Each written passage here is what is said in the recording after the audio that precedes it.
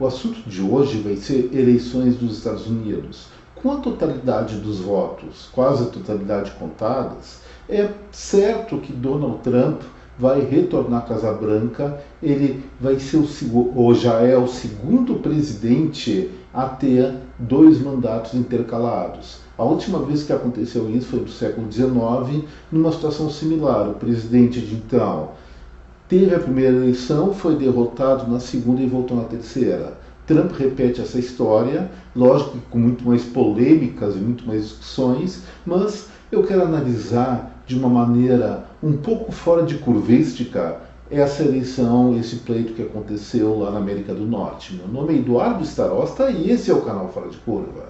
Bom, até essa hora, hoje é um pouco mais de 21 horas do dia 6 de novembro de 2024, nós temos, como eu falei, a eleição norte-americana definida. Faltando apenas 2 estados onde Trump está praticamente vitorioso, um é Nevada, onde 85% dos votos já foram contados, com Trump com 51,6% dos votos, e o Arizona, onde ele tem praticamente 52%, mas o fato é o seguinte: os estados já contabilizados são suficientes para definir que no colégio eleitoral dos Estados Unidos, Donald Trump está sim eleito presidente da República. Ele obteve já 295 votos no colégio eleitoral contra 226 da rival do Partido Democrata, Kamala Harris. A questão é a seguinte: será que esta ampla margem realmente é uma ampla margem? Se nós pegarmos a totalização dos votos, Trump tem uma vantagem ao redor de 4.800.000 votos. É uma diferença razoável em termos de números absolutos, mas pequena em termos relativos. Ele tem conquistado um pouquinho mais de 50% de todos os eleitores e realmente em termos percentuais é uma eleição apertada. Quase tão apertada como aquela que em 2022 fez com que Luiz Inácio da Silva retornasse à presidência da República do Brasil com uma vantagem aqui no Brasil de segundo turno de pouco mais de 2 milhões de votos. Vamos lembrar o que aconteceu naquele momento. Os vitoriosos, lógico, que festejaram a eleição do seu líder, mas aqueles que apoiaram Jair Bolsonaro ficaram durante muito tempo com grande grau de inconformidades, dando muita bagunça. E até hoje, gente, nós observamos essa polarização na política brasileira. Aí eu pergunto, será que essa vantagem de quase 5 milhões de votos para Trump e uma vantagem sim mais larga no âmbito do colégio eleitoral vai fazer com que os democratas que apoiaram Kamala Harris fiquem, diríamos assim, consoláveis, aceitem o resultado sem alguma brabeza, sem alguma inconformidade? Eu acho que não, porque essa vantagem, dentro das regras norte-americanas, é muito menor do que esses números que eu acabei de contar para vocês. Como acontecem as eleições lá? Cada estado tem direito a delegados, que seriam os eleitores diretos do presidente da República, que esses sim são eleitos pela população. Só tem o seguinte: se está empatado, tem empate técnico, e Trump ou Kamala Harris ganha, diríamos assim, por um voto, para ser bem ficcional, a totalidade dos eleitos é obrigada a votar no majoritário, mesmo pela diferença de um voto.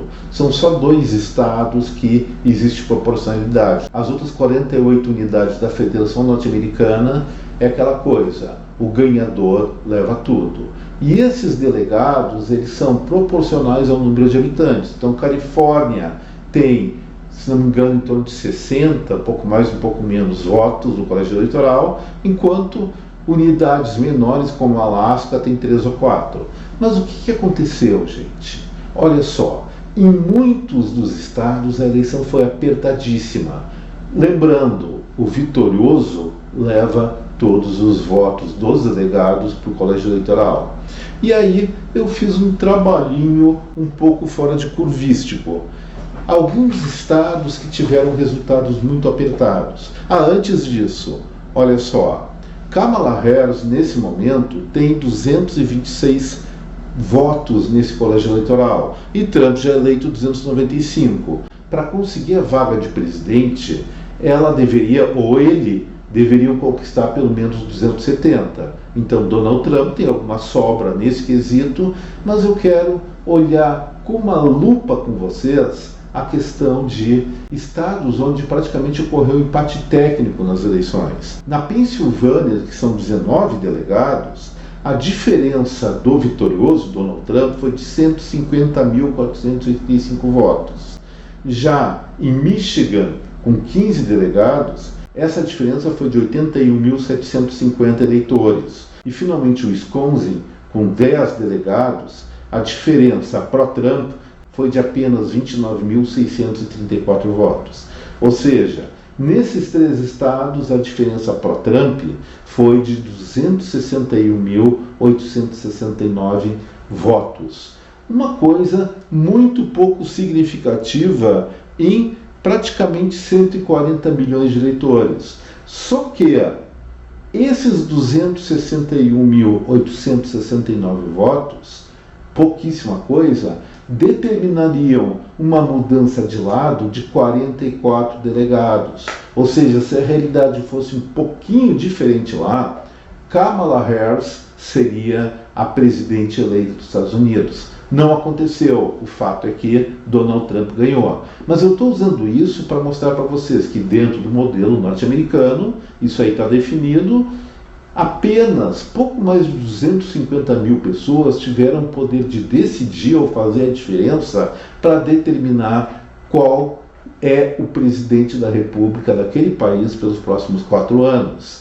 E isso, gente, é muito pouco. Isso mostra, dentro desse mesmo critério, que a população norte-americana, a exemplo da brasileira, está extremamente dividida. E o contexto dessa divisão, fora dos costumes que normalmente regem o debate eleitoral nos Estados Unidos, não diz apenas respeito à questão de desempenho econômico, à questão de impostos, a questão de tamanho do setor público ou mesmo migração. São vários fatores que determinaram uma polarização lá, especialmente a tal da pauta de costumes, que tem dividido muitos povos em extremos aparentemente irreconciliáveis, como vem acontecendo aqui no Brasil.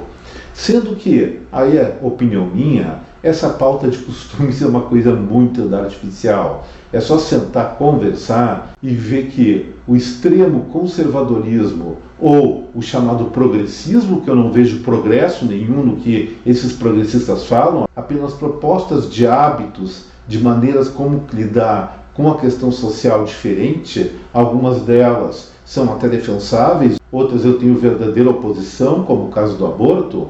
Bom, enfim, a sociedade norte-americana, assim como a brasileira, está dividida, e essa divisão nos Estados Unidos teve um fiel da balança que foram 261.869 eleitores. Isso vai significar que grandes debates, especialmente grandes lacrações, sendo verdadeiras ou não, vão continuar atingindo aquela sociedade como atinge a nossa. A discussão das verdades, acredito eu, vai ficar para o segundo plano. O fundamental que nós estamos enxergando nesse momento é uma radicalização de 2 grupos com ideias não muito elaboradas, mas suficientemente apaixonantes ou odiantes para colocar uma sociedade dividida em polos tão radicais, em polos tão antagônicos. Isso é Estados Unidos e isso é Brasil também.